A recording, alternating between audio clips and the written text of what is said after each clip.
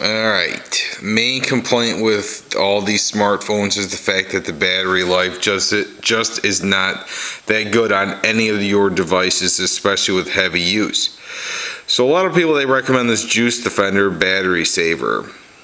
So when we open it up, first thing you want to do is you want to enable it, because it'll come as disabled. You want to obviously enable it.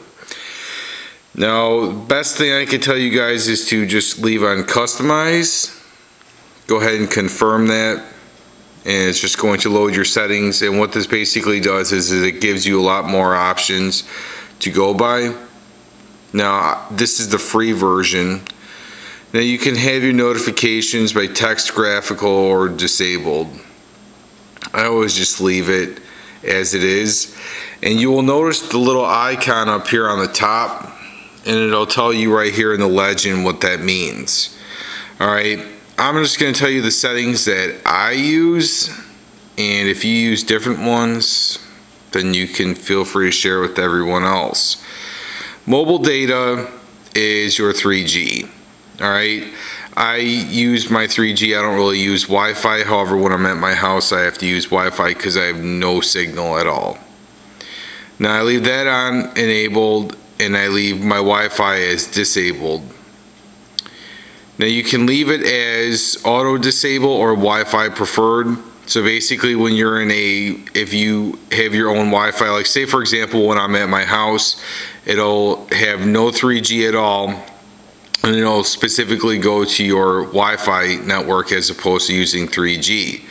I have mine on auto disable. And what it does is when you turn on your phone, it'll disable your Wi-Fi and your 3G. Now when you turn your phone back on, you'll notice that you have no 3G, no Wi-Fi. Now whichever one you have it set for, you could either have it set for your Wi-Fi or your 3G to automatically turn on, then that's what'll happen. Now the reason why this plays a huge role with this application is based on the fact that 3G and Wi-Fi both use a lot of your battery life.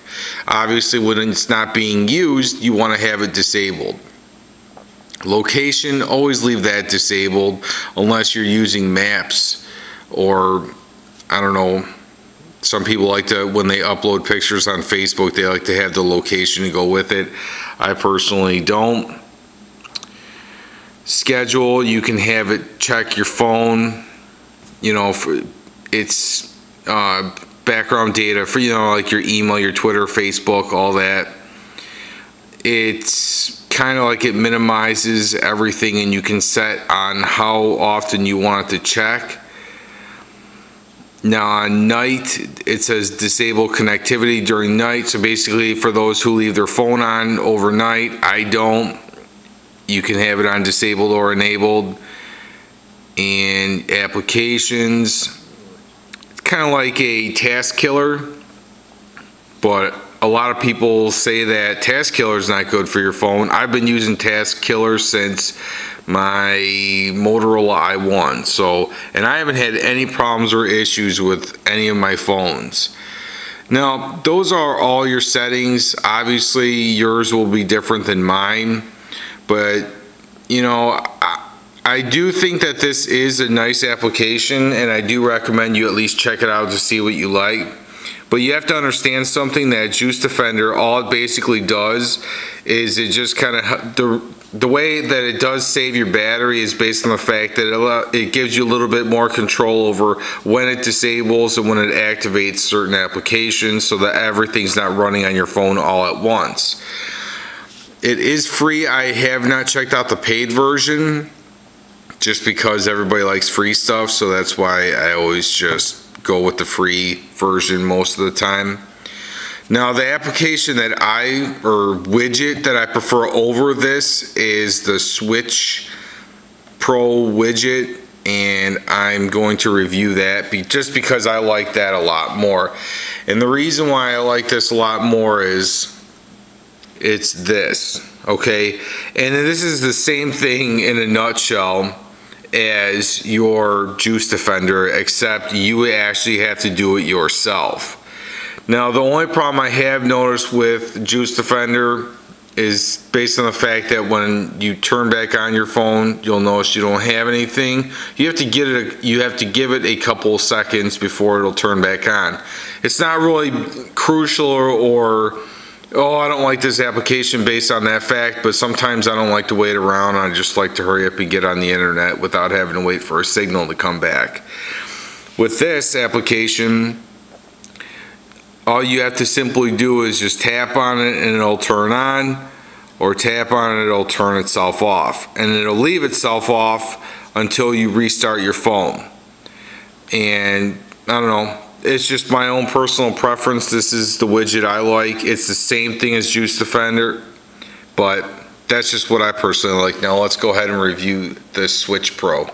Alright, so when you tap on the actual icon for the application, this is what screen it will bring you to. And this is kind of how you modify and make it custom the way it works out best for your own personal preferences. First thing you want to tap on is Modify Widgets. Come preloaded are these specific ones on the top. However, if there's something you don't want, such as I don't need a battery percentage, simply tap on it and it'll disappear. Say for example I want Bluetooth, simply tap on it and we'll add it to the icon dock above. Now, here are your options that you can add. You don't really want to go into too many of them. I usually keep it at 5, however, 5 or 4 is usually what I find best that fits the screen without leaving them too large or too small. Now I'm going to run through the options, or you can just fast forward to the part if you don't want to hear me reading these. Wi-Fi, Bluetooth, data connection, GPS, auto sync, airplane mode, brightness, battery indicator, vibrate silent, auto rotate, screen timeout, reload data, unlock pattern, reboot, flashlight, 3G, 2G, speaker mode, auto screen lock, mount storage, Wi-Fi sleep policy, volume, task manager, Wi-Fi hotspot, USB tether, lock screen, and 4G. Now obviously, since this is a Boost mobile device, I do not have 4G, so there's no point in adding that to my taskbar above. However, if your device does support 4G, obviously then you can use it. Now let's run through the different little things you can use to customize it. By default, it will be translucent. If you want to make them black, go ahead and simply hit default. You have already seen default translucent. If you want to pick white, you can pick white. Now, I can see the icons, but you can't through the camera. However, if you want to change them, let's just say, for example, you want them to be blue. You can spin it to whatever color you want and simply click OK. Now they will be blue. If, for example, you want white but you want it translucent, then there you go. Now the checkerboard pattern in the back will not show up. It just kind of helps you figure out that it is translucent, and because at first that's what I thought, that it would be checkered in the background. However, it's not. And you can also change the indicator color. So say for example I want it to be red. So what the indicator color means is when you tap on it, it'll turn it on. When you tap on it again, it'll turn it off and leave it just like these. The Wi-Fi over here on the far left would be turned on. Now if I want to set that back, I'll leave it at that.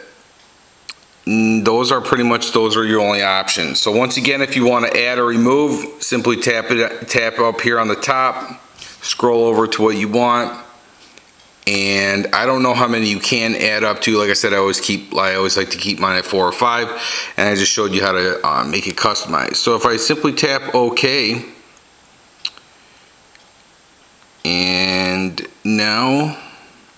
and you can back it up, and you can also restore ones in case you want to go back to a previous one that you had. So now if we exit, I made room on my home screen. I deleted my current one. Simply press and hold on the screen, tap widget, and you scroll down to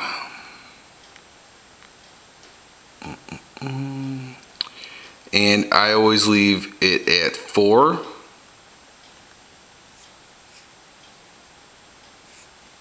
And hit OK. And there it is. As you can see, it's translucent. I don't really think this color scheme works, but That's just to show you guys how it works. And once again, if I want to disable the Wi-Fi, simply tap it, it'll turn off. There you go. And if I want to turn it back on, simply tap it, it'll turn light red and then go to bright red, or whatever color you decided to choose. Now the reason why I like this a lot better than Juice Defender is because Juice Defender pretty much does the same exact thing. However, I find this to be a lot easier just because it's simply, once I turn on and off my phone, all I have to do is just tap on it and it'll do what I want it to do.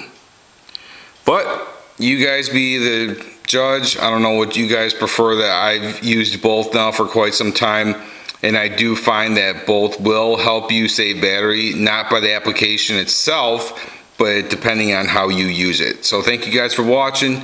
Make sure you check out my other videos and subscribe to my channel.